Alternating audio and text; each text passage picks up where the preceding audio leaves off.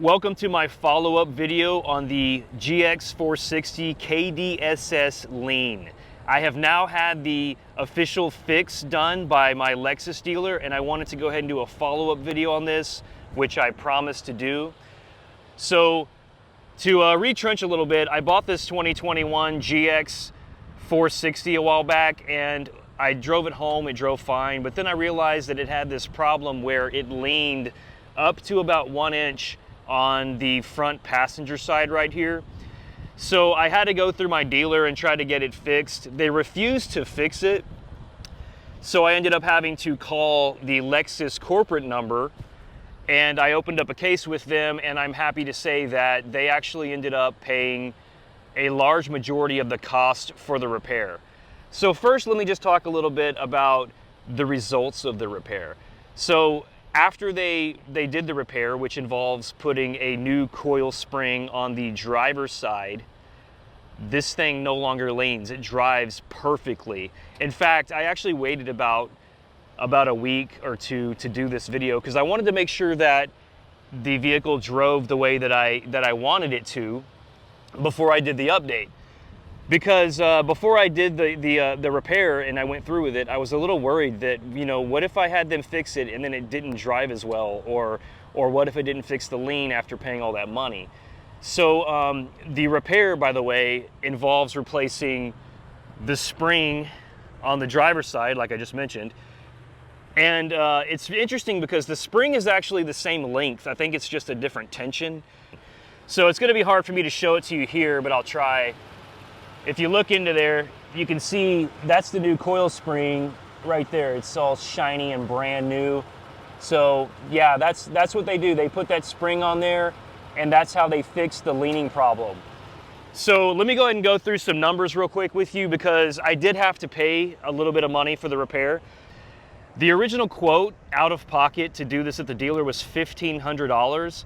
It was $1,300 for the parts and labor just to put the coil in, and then it was another $200 to do a four-wheel alignment, which is required. Anytime you work on suspension on a vehicle, you're gonna have to do an alignment. That's just the way that works.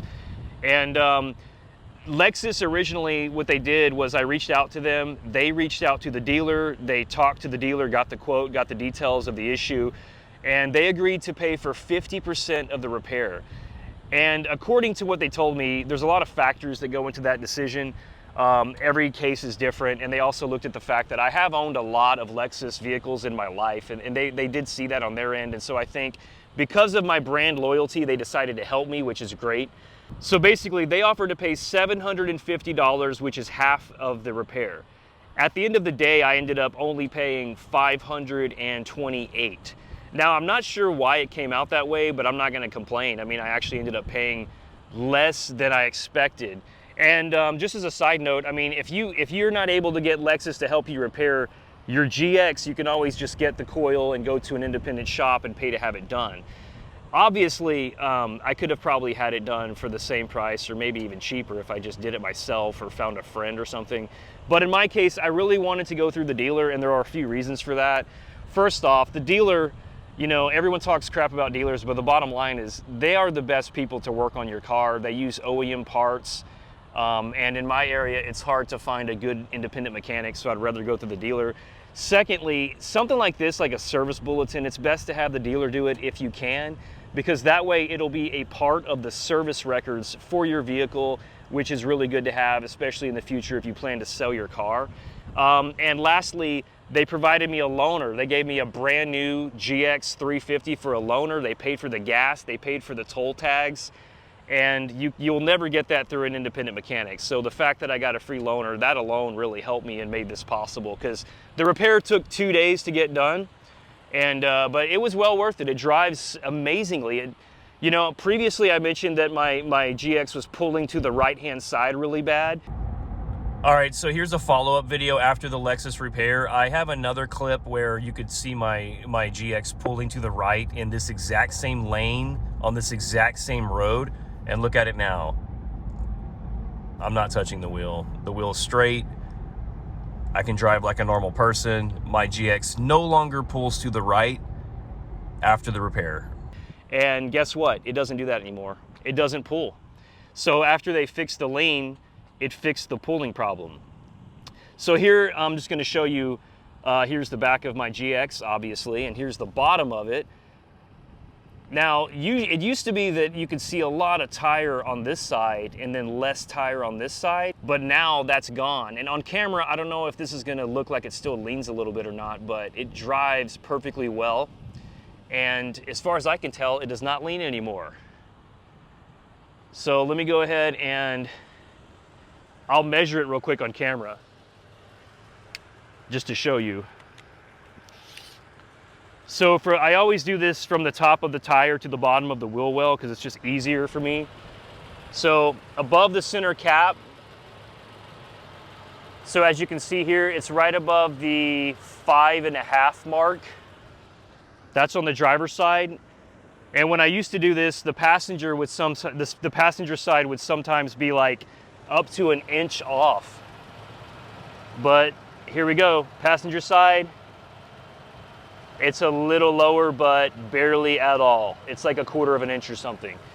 And it drives like a totally different vehicle. I mean, I really can't stress that enough. If you have this problem with your GX, you should get it fixed, because previously I just knew that there was something wrong. In fact, another thing that I've noticed is when I drive now, I can see this corner, this passenger side of the hood when I'm driving. And previously, I wouldn't see that. It was crazy. It just drove so weird before I had this fixed. And now it drives amazingly well. So here's another non-scientific test that I've done before. I put a level on my back bumper and check this out. It is almost level now. Now, it's important to understand that my garage, as you can see, is not perfectly level. So it's not a completely accurate test, but the difference is pretty big. Now, I do want to talk a little bit about how I feel as it relates to Lexus handling this problem. First off, I'm very grateful that corporate Lexus decided to help me, because it was the right thing to do. Originally, my dealer told me it was off like 5 millimeters and it didn't qualify for the repair because it would have to be off 20 millimeters. But let me tell you a little secret about how they measure it.